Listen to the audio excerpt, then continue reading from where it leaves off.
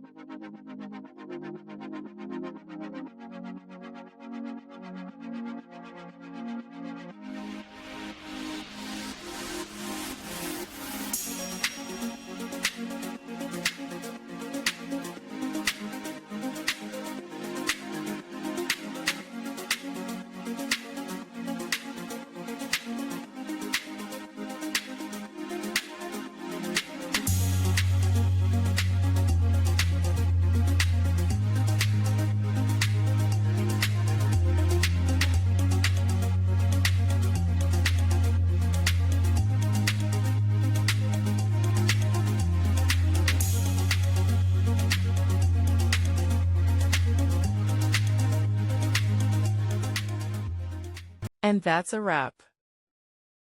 I hope you found the answer you were looking for. If you did, take a second to hit that subscribe button. It really helps out. And let me know in the comments which solution worked best for you. See you next time in the debug zone.